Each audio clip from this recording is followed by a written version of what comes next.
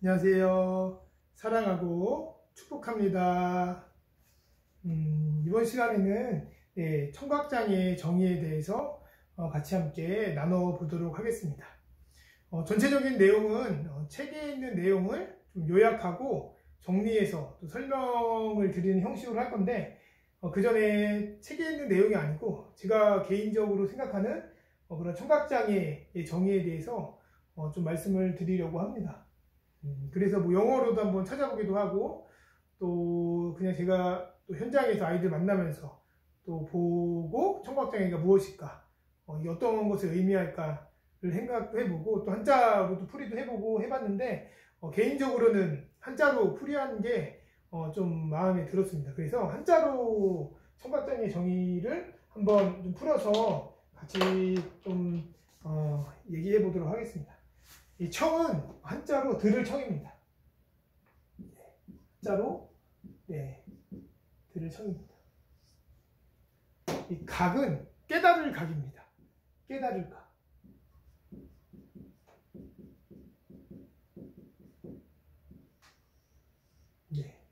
각이 깨달을 각이고, 장이 이제 막을 장입니다. 막다, 막히다, 뭐 막다, 이런 한자입니다. 그리고 애가 거리끼리입니다. 거리끼다, 거리끼다도 되고, 또 방해가 되다,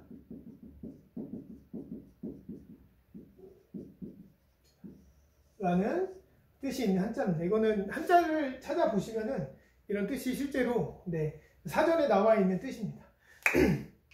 이 뜻을 가지고 청각장애의 정의를 한번 생각을 해 봤는데, 먼저 좀 중요한 게 듣다. 듣는 것은 귀의 역할이죠. 귀를 통해서 듣죠. 귀예요. 귀를 통해서 듣는데, 이 깨닫는 것은 어디의 역할일까요? 깨닫는 것은 귀의 역할이 아니고 뇌의 역할입니다. 그리고 막다, 막힌다가 물론 뭐 뇌로 소리가 들어가서 뇌가 소리를 인지하는 걸 말할 수 있지만, 저는 개인적으로는 사회가 막힌다고 생각했습니다. 사회가 될 수도 있고, 가정, 뭐 친구가 될 수도 있는데, 포괄적으로 사회라고 좀 생각을 해봤습니다. 실제로도 결국은 사회에 나가서 청인들과 좀 그런 어떤 일자리를 구하고 그런 데 많은 어려움이 있습니다. 사회에 나갔을 때. 그래서 청각장애 정의를 귀로 듣지 못하면은 가장 먼저 이러한 현상이 뇌가 깨닫지 못하고, 그래서 어떻게 해요? 사회에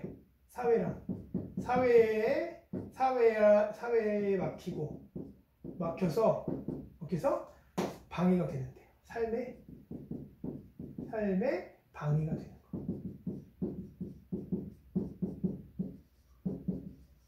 개인적으로 이제 한자를 토대로 청각장애를 내렸을 때, 먼저 귀로 듣지 못하고, 귀를 못 들으니까 뇌가 깨닫지 못하고, 이 뇌가 깨닫지 못하는 건 사실은 어떤 걸 의미하냐면은, 이 소리를 듣잖아요. 소리를 듣는데 이제 우리 귀의 구조에 나중에 말씀을 드릴 텐데, 결국은 뇌에 거쳐서 전기 에너지로 바뀌어요. 그래서 이제 결국은 전기 에너지로 바뀌어갖고 뇌가 인지를 하는 겁니다. 귀가 듣는 게 아니라, 귀는 이제 듣는 경로일 뿐이고, 이 소리가 들렸다고 판단하는 결국은 뇌예요.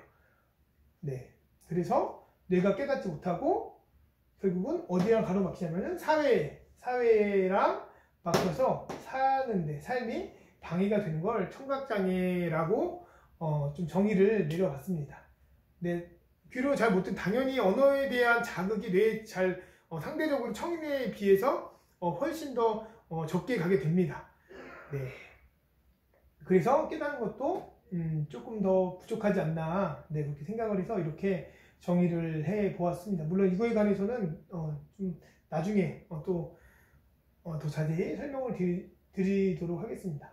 결국은 이제 뇌에도 연관이 있다는 거, 듣는 게 귀로만 듣는 것이 아니라 귀에 듣는 것으로 끝나는 게 아니라, 이 소리가 뇌에 도달하지 못하면은 사고하고 그런데도 영향이 뭐 없는 경우가 있을 수도 있지만 있을 수 있다라고 좀 생각을 하시는 거를 기본적으로 알고 계시면은 청각장애를 이해하는데 도움이 될 것 같습니다. 네, 이렇게 청각장애를 정의를 해 보았고 두 가지로 두 가지 차원에서 말씀드리려고 합니다. 처음에는 용어에 대해서 용어에 대한 개념에 대해서 말씀을 드리고 그 다음에는 각 어떤 뭐 기관이나 단체에 대한 관점에 대해서 말씀을 드리도록 하겠습니다. 먼저 이제 단어에 대한 뜻, 많이 사용되는 단어에 대해서 말씀을 드릴게요. 제일 많이 나오는 이야기는 농이라는 말이 많이 나옵니다. 농이라는 말이, 네, 농이라는 단어가 많이 나오고, 또 많이 나오는 게 난청이라는 이야기도 많이 나옵니다. 난청, 그 다음에 뭐 전농이라는 이야기도 많이 나오고, 또 농아라는 이야기도 많이 나옵니다. 그리고 농인이라는 이야기도 많이 나옵니다. 먼저 농은 이제 귀먹을 한자로 보면은 귀먹다라는 뜻이 있어요. 그래서 이제 한자를 꼭 풀이 안 하는데 기본적으로 농하면은 가장 많은 생각이 뭐냐면 듣지 못하는 거예요. 듣지 못하는 거 얘기해요. 그 난청은 뭐 약간 들을 수 있는, 약간 뭐 표현하기 좀 애매한데, 네, 뭐 약간 들을 수 있는, 뭐 듣기 어려운 그런 느낌이에요. 네. 그런데 농이라고 하더라도 기본적으로 다 이제 조금씩은 다 들을 수 있다고 합니다. 네, 듣지 못한다고 생각하지만 듣지 못하는 경우는 이제 거의 없다고 합니다. 조금씩은 다 들을 수 있습니다. 네, 난청은 네, 듣기 약간 어려운, 네, 뭐 그렇게 생각을 하시면 될 것 같고, 전농은 농보다 더 심하게 어떤 그런 의미예요. 아예 거의 듣지 못하는, 네, 그런 의미로 사용이 되고, 가장 많이 사용되는 건 사실은 이 세 단어가 제일 많이 언급이 되죠. 농아도 이제 들어볼 수 있는, 농아는 두 가지가 있는데, 농아는 하나는 이제 농은 아까 말씀드렸듯이 이제 듣지 못하는 그런 의미고, 아가 이제 아이야자를 한자 아이야를 써가지고, 네, 아이, 듣지 못하는 아이를 얘기할 때 농아라고 이야기를 하기도 하고, 또 이제 아가 이제 벙어리 아자라도 한자가 또 있어요. 듣지 못하고 그래서 말 못하는 농아라고도 그런 두 가지 의미가 있습니다. 농아는 거의 대부분 사실은 이쪽보다도 이제 책에서는 사실 이쪽으로 많이 이렇게 이야기를 하는 것 같습니다. 그리고 여기는 사실은 그냥 기본적인 어떤 단어의 의미, 단어의 그냥 단어 자체의 뜻이 들어있는 거예요. 그런데 이 농이는 좀 달라요.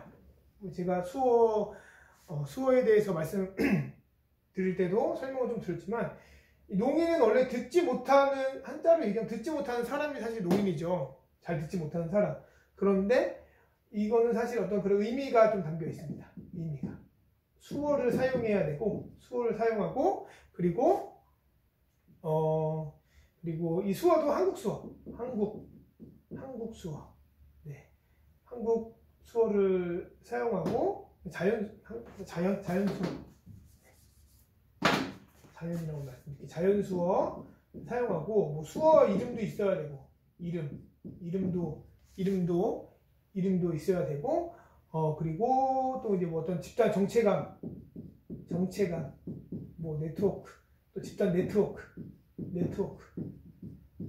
이런 것들이 있어야지 농인이라고 합니다. 네.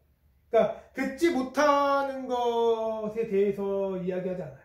이런 것들이 제일 중요한 거, 그거보다 더 중요한 것은 이런 부분입니다. 네. 뭐 설명을 한번 드렸었지만, 네. 짧게 설명을 드리면은 보통 가계가 좀 있어요. 가계. 그러니까 부모가 농인이고, 그러니까 청각장애죠. 그러면 이제 부모가 농인인데 자녀가 청각장애가 있을 때, 청각장애가 있으면은 당연히 또 농사회, 농사회에서 지내겠죠. 농인 친구들도 많이 있을 것이고, 뭐 친척들이나 아니면 그런 커뮤니티가 있을 거예요. 그러면은 보통 농인이라고 많이 얘기해요. 그런데 부모가 농인, 청각장애가 없고 청인이에요. 부모가 청인인 경우인데 아이를 낳고 보니까 청각장애가 있어요. 청각장애가 있는 친구들은 부모와 계속 어떤 구어로 의사소통을 하려고 하고 구어를 더 막 배우려고 하고 청각을 계속 더 인공화학 수술도 하고 여러 가지 의학이나 교육적 그런 노력을 통해서 청각을 통해 구어를 통해 의사소통을 하려고 하죠. 물론 수어도 배우기도 하지만 이런 친구들은 청각장애가 있고도 불구하고 농인이라고 부를 수 없어요. 왜냐하면 자연 수어를 수어 이름도 없고 정체감이 없거나 네트워크 안에서 생활을 하지 않으면 그렇게 설명할 수가 있습니다. 이런 친구들이 보통 이제 어떻게 되냐면 성인이 되어서 농인 사회로 들어가는 경우가 많아요. 농인 친구들이랑 많이 어울리고 자연 수어를 어떤 제1차 자기 모국어라고 이제 생각을 하는 거죠. 기존에는 구어도 막 사용하면서 구어를 안 되다 보니까 어떤 수어를 학교에서 배우면서 같이 사용하면서 지내다가 성인이 되어서 이제 어떤 농사회를 알게 되고 자기와 비슷한 감정이나 어떤 환경에 있는 친구들 알게 되어서 성인이 되어서 농사회에 들어가서 본인을 농인이다라고 하면서 지낸 친구들은 부모님이 청각장애인과 상관없이 농인이라고 부를 수 있을 것 같아요. 네. 그래서 농인만 좀 달라요. 농인은 어떤 그런 의미가 있습니다. 그 단어 자체에 있는 것보다도 이런 내적인 의미가 포함되어 있을 때 농인이라고 이야기를 할 수 있을 것 같습니다. 네, 이렇게 또 용어에 대해서 말씀을 드렸고 이번에는 그 관점에 대해서 말씀을 드릴게요. 관점에 대해서는 네 가지 관점이 있습니다. 첫 번째는 의학적 관점, 생리적 관점입니다. 생리적 관점. 두 번째는 복지적 관점.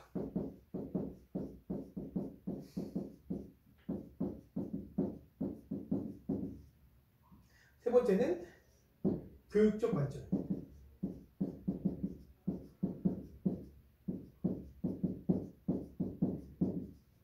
그리고 네 번째는 이게 이제 가장 최근에 나온 관점인데 농인의 설명이랑 좀 비슷한 내용입니다. 네 번째는 문화적 관점입니다.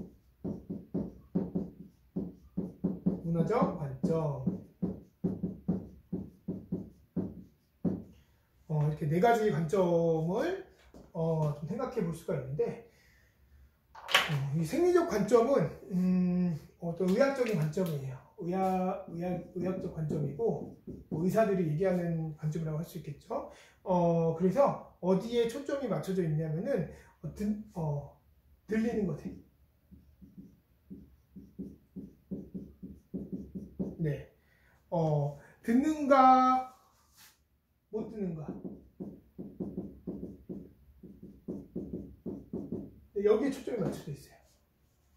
들리는가 못 듣는가. 들리는가. 네. 여기에 초점이 맞춰져 있습니다. 그래서 어떤 그 통로의 관점이 있는 거예요.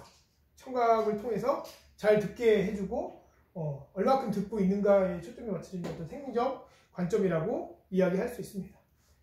복지적 관점은 어떤 여기에는 특이한 점이 평형에 대해서 관심이 있어요. 평형을 잘 잡지 못하면은 또 이제 청각장애가 있다고 이야기를 합니다. 평형에 대해서. 이 귀의 구조에서 또 이제 청각장애로 인해 평형 감각이 잘 안 잡혀질 수 있어요. 그것도 나중에 말씀드릴 텐데 복지적 관점에서 언급하는 부분이 있습니다. 평형에 대해서. 그리고 또 교육적 관점은 말하기 능력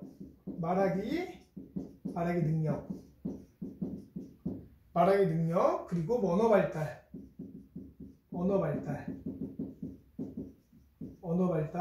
그리고 교육적 성취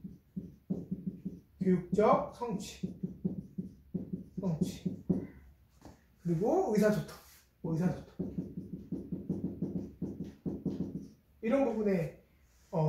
이런 부분에 관심이 있고 이런 쪽으로 청각장애를 접근하는 게 교육적 관점입니다. 문화적 관점 따로 마지막에 설명을 드리도록 하겠습니다. 이런 상황에서 이제 여기서도 다 농 또 난청에 대해서 이야기를 합니다. 생리적 관점에서는 농을 어떻게 얘기하면은 의학적 관점이니까 당연히 데시벨이 중요합니다. 네, 자, 뭐냐? 데시벨이 중요합니다. 그래서 농은 90데시벨 이상을 농이라고 이야기를 합니다. 그리고 난청은 20부터 90 미만을 난청이라고 이야기를 합니다. 그리고 정상 청력을 20에서 뭐 20, 25 미만, 이 미만이면은 정상 청력이라고 이야기를 합니다. 네, 20 미만도 괜찮고요. 20 이하도. 네. 하나만 또 말씀을 드리면은 0데시벨이 못 듣는 게 아니에요. 나중에 뭐 데시벨마다 이제 들을 수 있는 어떤 소리의 크기에 대해서 말씀을 드릴 텐데 0데시벨은 사람이 들을 수 있는 가장 작은 소리를 0데시벨이라고 해요. 소리가 없는 상태가 아니에요. 그거를 0데시벨이라고 합니다. 네. 기본적으로 알아두시면 좋을 것 같고 복지적 관점에는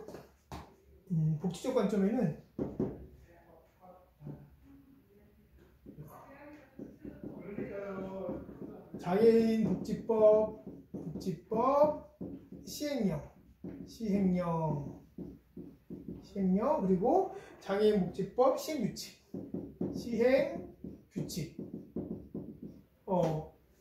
여기에 들어가면은 여러 가지 뭐 등급이나 뭐 청각장애 정의나 뭐 그런 것들이 나와 있습니다. 그리고 교육적 관점을 말씀을 드리면은 교육적 관점은 농을 뭐라고 얘기를 하냐면은 듣기 그 청각으로 듣기로 어떤 언어적 정보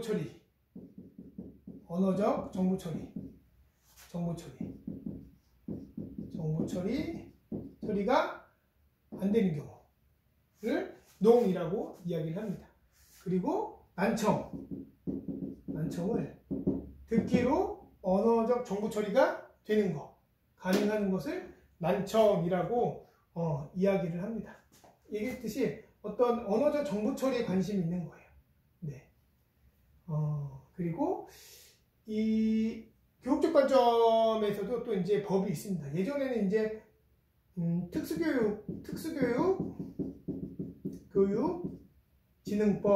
진흥법이라고 1977년에 제정된 게 있어요. 쭉 이 법에 의해서 쭉 오다가 최근에는 바뀐 게 장애인 등에 대한 특수교육법, 교육법. 이게 이제 2007년에 새로 생긴 법이에요. 네. 여기에 보면 뭐 여러 가지 장애에 대한 뭐 정의부터 시작해갖고 뭐 여러 가지가 되게 많이 나와 있어요. 이거 인터넷 치면은 다 나오는 정보입니다. 네. 마지막으로 이제 문화적 관점만 말씀드리고 마치도록 하겠습니다. 문화적 관점은 청각을 통해서 그러니까 청력 손실이나 어떤 인공화학, 보청기 쪽에는 관심이 별로 없고, 아까 얘기했듯이 일단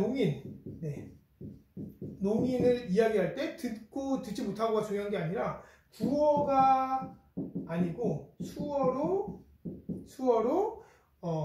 수어를 사용하는 소수 집단 이렇게 정의를 합니다. 문화적 관점에서.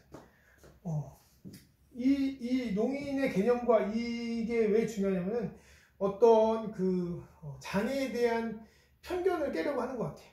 다시 말하면은 저희가 예를 들어서 영어를 못해요. 영어를 못한다고 해서 청각장애 아니면 뭐 장애 이런 말 장애라고 하지 않잖아요. 마찬가지 구어 못한다고 장애라고 하지 마. 청각장애. 우리 수어하잖아. 수어하고 있잖아. 어떤 언어를 못한다고 해서 어떤 그런 의사소통이 체제가 다르다고 해서 청각장애는 하지 말고 우리 그냥 문화적으로 봐줘. 영어 문화권, 우리 한국 문화권이 달라서 언어를 다르게 사용하잖아. 같이 한국 사람이지만 우리도 그냥 문화권이 달라서 우리는 수어를 사용하는 거야. 국어가 아니라. 그러면 조금 사실은 좀 바라보는 관점이 좀 달라지겠죠? 네. 그래서 어떤 문화적 관점으로 청각장애를 바라보려는 시도입니다. 그리고 최근에는 뭐 한국 수화 언어법이 통과가 되고 이 수하에서 수어로 이야기도 바꾸고 해서 제일 많이 강조되는 부분입니다. 앞으로도 어떤 농인들의 권리나 어떤 그 입장 그리고 그런 것들이 아마 더 확대되지 않을까 그런 생각이 듭니다. 그런 관점입니다. 네. 오늘은 어떤 청각장애의 정의에 대해서 말씀을 드렸습니다. 정의 그리고 어떤 용어가 뭘 뜻하는지에 대해서 말씀을 드렸고 4가지 관점, 생리적 관점, 복지적 관점, 교육적 관점, 문화적 관점 4가지 관점에서 청각장애를 어떻게 정의하고 어떻게 이해하고 있는지에 대해서 말씀을 드렸습니다. 네. 수고했습니다.